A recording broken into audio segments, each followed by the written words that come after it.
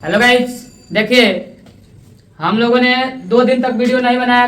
कोई कारणवश कहीं चले गए थे, वहाँ पे कलम कॉपी भी नहीं था, इसलिए हम लोग नहीं बना पाए। और आज फिर अपना मुकाम पर पहुंचे। आज पार्ट नंबर कितना है? 20। अच्छा, ये कौन सब्जेक्ट का है? विज्ञान सब्जेक्ट का है। और प्रश्न कहाँ से शुरू हो रहा है? देखिएगा ध्यान से। तंत्रिका तंत्र के क्या कार्य है?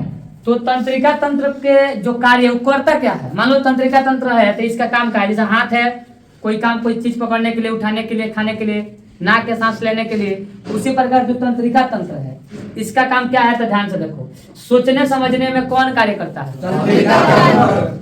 कौन काम करता है? याद होना चाहिए, याद रखना। अगर याद नहीं होगा तो पिटाएगा सब। नया साल में पहुंचे हो ठीक है, लेकिन याद कर लो। ऐसे कि ये कई बार पूछा गया क्वेश्चन कि ऐसा कौन सा अंग है जो सोचने समझने में कार्य करता है? उसका नाम क्या है? तंत्रिका तंत्र। ऐसा टाइप का। सांस लेना, हृदय स्पंदन आदि क्रियाओं में भी कौन कार्य करता है? तंत्रिका तंत्र। जैव प्रक्रियाओं का नियंत्रण और समन्वयन करना। नियंत्रण और समन्वयन का मतलब क्या हुआ? मान लो ऐसा है, कोई आंख पर तुरंत आप क्या करेगा? आंख अपने आप बंद हो जाएगा। अगर यहाँ से गया और कोई यहाँ पर ले ऐसे करेगा तो तुरंत क्या हो जाएगा? क्यों? क्योंकि घोंप देगा कौन खेल, तो ये तुरंत रुक जाता है। तो इसी को आ जाता है नियंत्रण।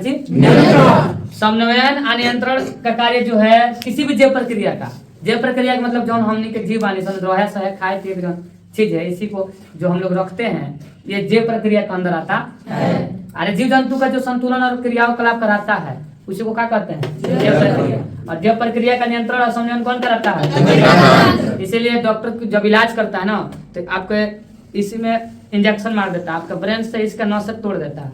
और वो ऊपर आपका ब्रेन रहता है, नीचे आपका बॉडी, इसमें से जितना अचड़ी कचड़ी पचौड़ी निकालना है काट के निकाल देगा, फिर शीशा के बराबर कर देगा। और जैसे जैसे उसका डोज कम होगा वैसे आपका तंत्रिका तंत्र काम करना लगेगा और आपको अनुभव होगा, अच्छा मेरा लग रहा है पत्थर निकाल दिया हुआ है, तो ऐसा रहेगा। बन जाएगा? देखिए अब क्वेश्चन नंबर कितना है? ध्यान से देखिएगा। 97 नंबर क्वेश्चन।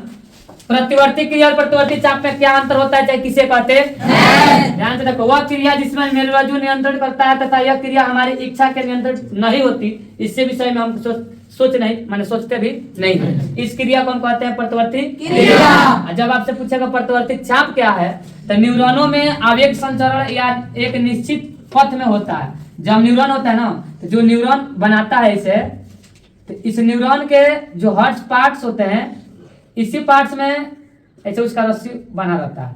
तो आवेग का संचरण जो निश्चित पथ में होता है, तो आवेग संचरण निश्चित पथ को ही कहते हैं कौन? चाप। सुन लो, न्यूरॉनों में आवेग संचरण एक निश्चित पथ में होता है। तो जब न्यूरॉन होता है, जो हम लोग न्यूरॉन पढ़ते हैं, इस न्यूरॉन में जो आवेग के संरक्षित होते हैं, इसे मान लो है में जब आवेग चलता है तो इसके एक निश्चित पथ को क्या कहा जाता है? प्रतिवर्ती चाप। हो जाएगा? देखिए अब क्वेश्चन नंबर कितना पहुंचे? अरे तो टाइट रहो यार, बोलो। सुनिए, क्वेश्चन है जंतुओं में रासायनिक समन्वयन कैसे होता है? आप लोग को याद है? याद है?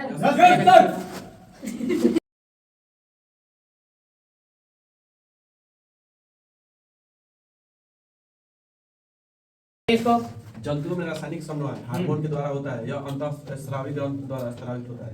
बहुत बढ़िया, ताली मार दीजिए इसके नाम पे। सुनिए, क्वेश्चन में दिया है, कभी कभी ऑब्जेक्टिव में भी पूछ देता है कि जंतुओं में रासायनिक समन्वयन कैसे होता है, तो एक लाइन में याद रखना कैसे होता है? हार्मोन के द्वारा। जब हार्मोन के द्वारा पूछेगा तो कहेगा किसमें स्रावित होता है, तो लिख देना अंतःस्रावित ग्रंथियों के द्वारा क्या होता है? स्रावित होता है। हो जाएगा? देखिए अब प्रश्न नंबर कितना? 99 प्रश्न। देखिए ध्यान से, कायिक प्रबंधन किसे कहते हैं? या कायिक प्रबंधन क्या है? कितना आसान है, सुन लो। कभी भी कायिक प्रबंधन बताना तो लिख देना अपने भाषा में। जैसे इसमें लिखा गया है, किताबी भाषा जो आप लोग को समझ में समझाया जाता है, बस आता कभी कभी अपने भाषा में भी समझा दिया जाएगा। देखिए, यह अलैंगिक जनन की एगो विधि है। अलैंगिक जनन की एगो विधि है। इस जनन में जीवों के शरीर से, जीव के शरीर से, नाम बताओ। जड़, तना, पत्ती, जड़, तना और पत्ती इत्यादि अलग होकर एक पूर्ण पौधे का निर्माण करता है। इसी को कायिक प्रबंधन कहा जाता है। जैसे में आलू देखे हो, आलू क्या है? कायिक प्रवर्धन। गाना देखो। Yes sir. ये गाना से ये गाना गिरा दो, गिरा करके ऊपर से मिट्टी उट्टी डाल दो, तो इसमें इसके पतवा से वो और नए माने पौधा का निर्माण कर देगा। जैसे ब्याह देखियो, ब्याह ओकरा कहेंगे फेंक दो, अब सा ब्याह है फेंक दो, एगो नया पत्ता बन जाए, नया पेड़ बन जाए। एगो कोई आया है गांव में नेकफेनी के काट, देखे हो नेकफेनी कोई बड़ा बड़ा काट होता है, उसको काट के फेंक दो कहीं, नया पत्ता नया पौधा बना लेगा। उस सब का कहलाता है कायिक प्रवर्धन। एक पौधे से अलग अलग पौधों को पैदा करना ही का कहलाता है कायिक प्रवर्धन। कोई दिक्कत हो जाएगा। देखिए आज का अंतिम प्रश्न और प्रश्न नंबर कितना? 100। और 100 नंबर प्रश्न ध्यान से देखिए, ऊर्जा संकट क्या है, इसके समाधान को लिखो। ध्यान से सुनिएगा। मान लो ऊर्जा अगर मेरा खपत हो रहा है, ऊर्जा खत्म हो रहा है, तो इसको हमको बचाना है तो हमें कौन कौन से कदम उठाना पड़ेगा? तो इस चीज को हम आपको लिख के बता रहे हैं। पहले याद रखना, जल संकट बताए थे। जल की जो कमी होती है उसको हम कहते हैं जल संकट। आप कोई पूछ दे पटीदार संकट किसे कहते हैं, तो पटीदार की कमी पटीदार संकट। तो उसी प्रकार हमारा आज है ऊर्जा संकट। तो ऊर्जा की कमी क्या कहलाएगी? ऊर्जा संकट। तो ऊर्जा संकट जब बोलेगा आपको तो एक लाइन में कैसे बोलिएगा? देखिए, औद्योगिकरण और आधुनिकरण, दो चीज याद रखिएगा, एक औद्योगिकरण और दूसरा आधुनिकरण ने ऊर्जा की मांग को बढ़ा दी जाती है। जब हमारे औद्योगिकरण और आधुनिकरण ने ऊर्जा की मांग को बढ़ा दिया तो ऊर्जा की बढ़ती हुई मांग के कारण ऊर्जा अधिक मात्रा में खपत होने लगा। और ऊर्जा को खपत होने की घटना होने की क्रिया ही ऊर्जा संकट कहलाती है। मान लो ऊर्जा ही नहीं रहेगा तो कोई काम करेगा? पेड़ पौधा अपना भोजन बनाएगा? सूर्य का प्रकाश आता है, वो भी एक प्रकार का है, ऊर्जा है।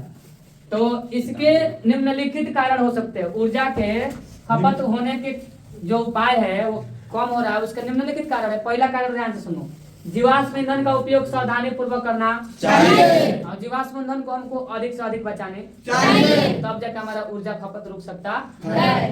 ईंधन बचाने के लिए खाना बनाने में प्रेशर कुकर का प्रयोग करना चाहिए।